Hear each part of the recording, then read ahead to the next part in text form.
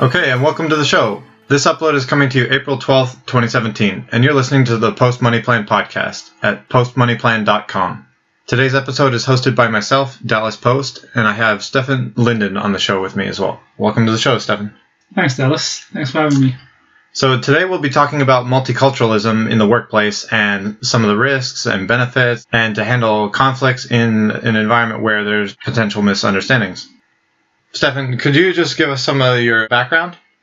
Sure. Well, I work in a big international organization with people from all over the world. So I have to speak 3 languages, actually 4 languages on a daily basis. So yeah, there's very, very multicultural, a lot of people. Is the main language you speak at work the same language you grew up speaking? The main language I speak at work is English, for sure. So it's not my mother tongue. Yeah, but my mother tongue is one of the languages I speak on a regular basis. And what else can you speak? Well, I speak German, so I'm German, French, Dutch, and some Spanish, but that's not really active. That kind of puts us Americans to shame. We seem to only know one language, maybe 2 at best. Well, Europe, you kind of grow up. I mean, borders are much closer. If you're not English, if English is not your mother tongue, then you have to learn it anyways. Yeah, and then the other languages come with school and with the experience going abroad. But how did you end up there? Well, I studied biophysics and finished in 2008. I wrote my diploma thesis. And then after that, I decided to travel because I thought it's the last chance, really, before getting into work life and everything. So I traveled for a year, always on a budget. Met a lot of people. I mean, traveled all around the world. I met a lot of people from different countries, speaking different languages, and yeah, it was a very, very interesting experience. Finishing that, coming back in 2009, right after the financial crisis, I was thinking, okay, where could I find work? And especially because of this 1-year traveling experience, I was looking for some international workplace because I really enjoyed speaking, learning other languages, and getting to know different cultures. So then you were looking for a workplace where you could get some exposure from people from all over the place? Exactly. That, and giving me the opportunity to learn another language, that would be perfect. So that's at least what I considered while looking for a job. And was it also part of the work requirements that you needed to know multiple languages? Yes. I need to know English, French, and German. So that was required. So I had to work a bit on my French. Because that was still from my school, so I had to refresh it. So I went to Paris for 3 months on an internship to learn French. Okay. So then, in your work experience, how long have you been there, by the way? I'm there now 6.5 years. Okay, so in that experience, could you describe, have you experienced some of the benefits of multiculturalism in the workplace? Let me rephrase that.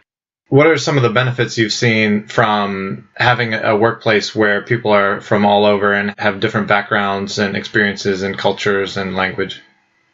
Well, first of all, I said before, if you really like to speak different languages, learn different languages, that's a huge plus because you can keep them active.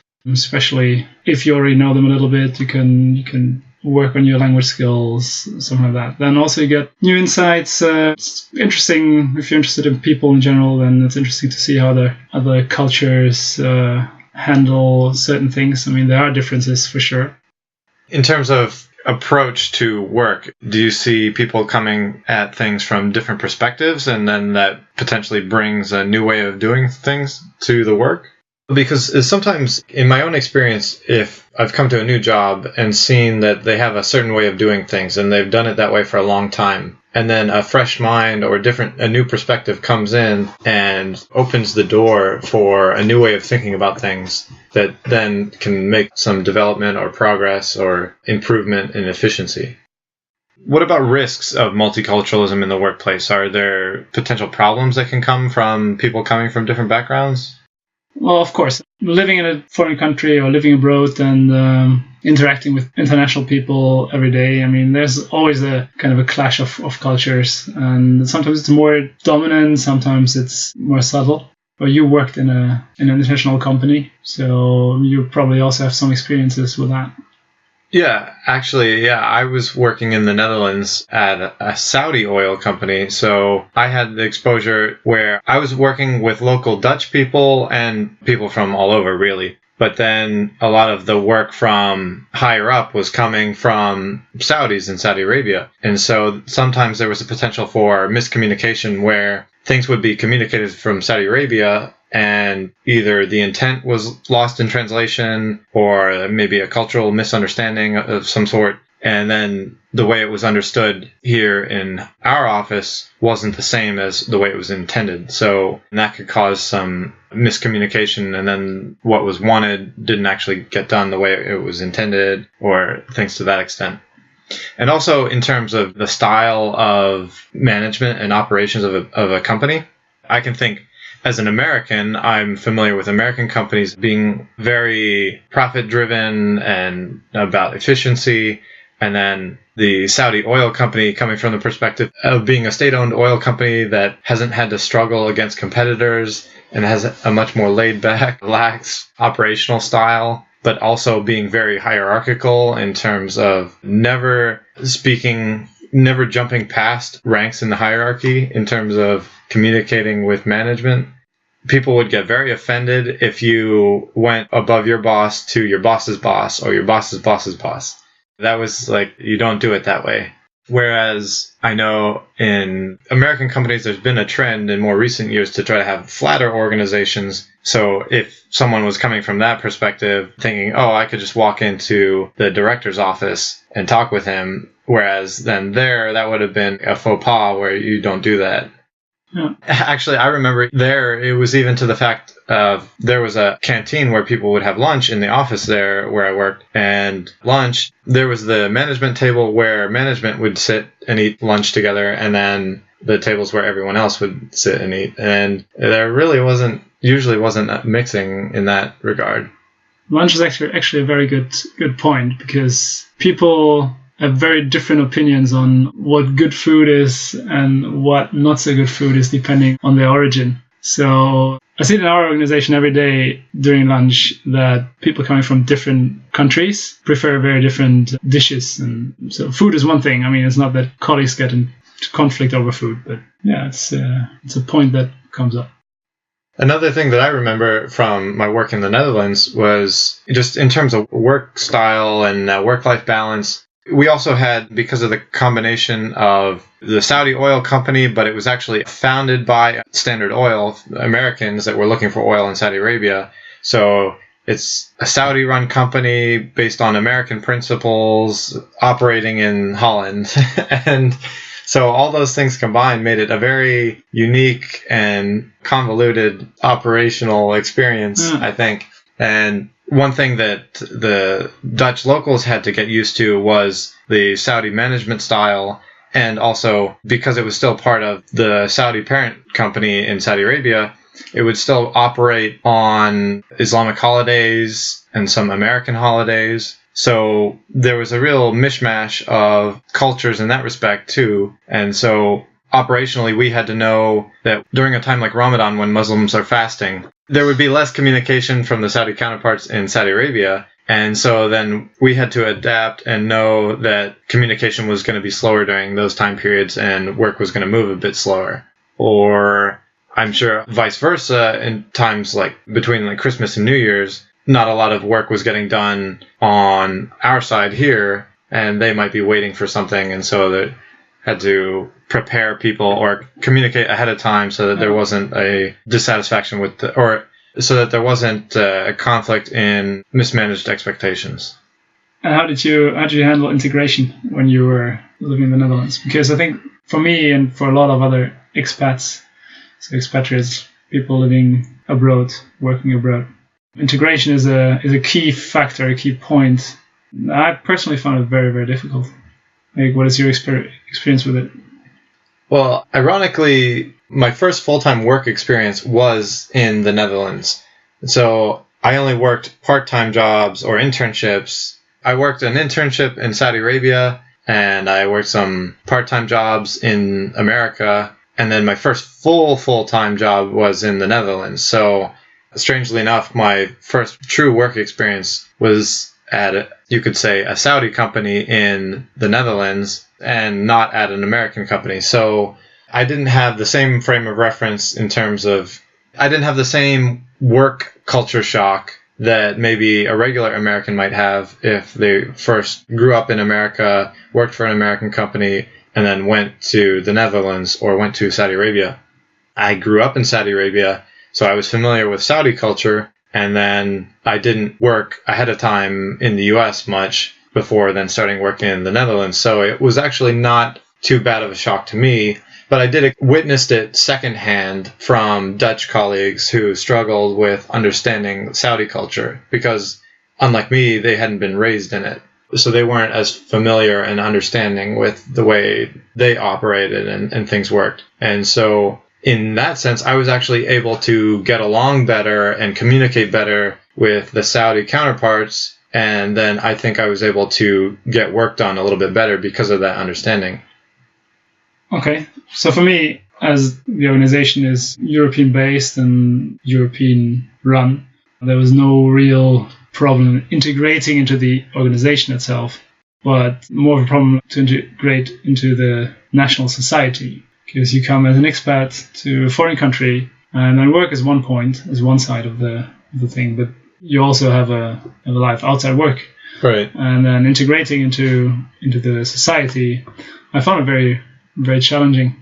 Mainly because normally places where there are a lot of internationals living, then of course the ratio between internationals and locals is normally coming to the city where there are a lot of expats working means that there's also, of course, a lot of expat society. Right. And as quite often, a lot of those expats are only staying for a couple of years. So it's really hard to integrate into, it's easy to integrate into the expat society, but then people change all the time. So people leave, people come. So it's not very stable. Stable, exactly. However, integrating into the local society is much harder because for the locals, they also lack the stability with the expats. At least that's my experience. So why should they invest into a relationship with someone who might leave after 3 years anyways? And you can't blame them for that. They have their friends and family since years and years. And you, as an expat, maybe not speaking the language, you come to their country and you try to integrate. But it's just, I found it very challenging. Yeah. From an American perspective, that's even more surprising to hear from you, I would think, for most people, because to us Americans, we might say, oh, a German in the Netherlands, that doesn't sound too different, so it wouldn't seem that intimidating. But I guess it's not even as close to, say, an American going to Canada or a Canadian going to America, because then if it's English and English, there's still the same language. But Germany, you have German, and Holland, you have Dutch. So there definitely is a difference in culture. Yeah. And then in your time here in Holland, have you noticed a difference in terms of philosophy towards either work or work-life balance or life in general between what you've come from and what you experience here in Holland? Yeah, definitely. There are even differences in that, regional differences in that in Germany. So it depends, depending on where you are. Working in Germany, you might have a different way of work-life, or a different work-life balance, different way of looking at work-life balance. But then coming to another country, it changes it again. And so in general, the Dutch, I would say, are a bit more relaxed. They don't see work as serious as the Germans do. So that's one thing I can say that comes to mind. Okay, so what would be your rebuttal to the American stereotype of Germans being like very regimented and on schedule and serious about work? Well, you've never driven the German trains, which are always late, never on time. So the stereotype completely out the window. At least when it comes to train systems. No, there are a lot of stereotypes, and to be honest, most of them are wrong in most ways. Of course, there's always a part on which the stereotype fits. So did you have any preconceptions of the way things would operate in Holland before you came? Were there any surprises once you got here and in terms of culture, and were things that were a bit difficult to adapt to? Yes, there's always things that's difficult to adapt to. I miss the German bread. So, I mean, there's always things you miss from your home country when you're going somewhere abroad, I think. I mean, if you don't, then count yourself lucky. But so there's food things that I miss. Luckily, it's not that far, so I can go on the weekend, do some shopping in Germany, worst case, if I really want to. And there's always some preconceptions, as you said before, stereotypes. Preconceptions you have. Germany and the Netherlands, there's a long, very old animosity going on when it comes to soccer, the real football. So coming here, I was a little bit worried that... Wait, what year did you say you moved to the Netherlands? 2010. There was a World Cup that was going on that summer, right? Were you here for that? I was here for the World Cup, yes. How did Germany do in that one? Oh, shit. Germany went third, I think. Did Germany and the Netherlands play in that one? No, they didn't. The Netherlands went to the finals against Spain, where Germany was kicked out against Spain in the semis. Unfortunately, otherwise we would have had an epic final. We're kind of going in a bit of a different direction. How about, have you experienced any conflict that's risen in your workplace because of misunderstandings or differences in philosophy coming from different perspectives, like different cultural perspectives? I haven't witnessed one personally, but I remember that when I started, people were telling us to be open-minded and always try to understand the other, for the persons you're dealing with, just because they stressed, because we are living or working in an international environment and people have different cultural backgrounds. So just be as open-minded as you can to try to prevent any unnecessary conflicts before they even start. Okay. And do you think operating on that advice helped you to avoid problems, or it wouldn't have been an issue for you anyway? Well, I don't think... I always smiled a bit about that advice because I don't think it's necessary. For me, at least, it was never necessary because I think most people who come to a foreign country, work internationally, are open-minded anyways.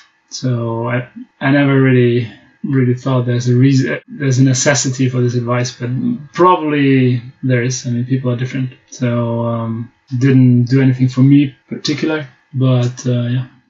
Yeah, I would say my experience, some of the bigger conflicts I dealt with at the Saudi oil company here in the Netherlands was less about miscommunication between a Dutch and Saudi perspective, but in just personal issues between people, where there would be an assertive man and a woman that might get upset from that, or a woman who wanted to have her way in everything and everyone else was wrong. And so those things were less about culture and just about personality. Yeah. Although a culture can be a big catalyst for conflict, I think bigger issues can come just from individual personalities in not being understanding of other people. But nonetheless, I guess what I would get at in terms of mitigating conflict because of coming from different backgrounds, I would say to be aware of your own biases. Be aware of your own biases when you're approaching a problem or interaction with other people.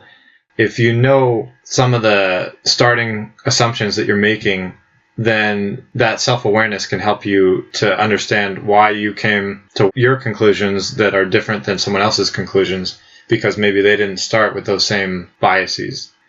For me, in that workplace, it was also just helpful. Like I said before, it was very helpful having grown up in Saudi Arabia and having been familiar with Saudi culture and the way of operating, that helped me to not jump to conclusions when certain information was conveyed or a project was needed to be completed. That understanding helped me to not make assumptions and understand where people were coming from or management was coming from somewhat when they were making requests or projects needed to get done. And that helped me to get work done more effectively and communicate with parties better. I also found that just trying to be as clear as possible in terms of communicating with people and also conveying what information has already been communicated so that everybody's on the same page helped a lot, regardless of what culture they were coming from. The last thing I would say there is that regardless of where people were coming from, being empathetic and trying to understand how someone else is thinking about a situation helped me a lot in terms of understanding others and getting to the desired outcomes. Let me ask you this. Do you think that knowing multiple languages helps you think about things differently? Does that expand your thinking at all? It opens up way more options in acquiring knowledge because you have access to more different sources and you can put things into perspective, see things from the outside, so see how the outside world, or how people who would normally be the outside world, if you wouldn't speak or understand that language, how they see things. So that is one thing that speaking multiple languages can give you.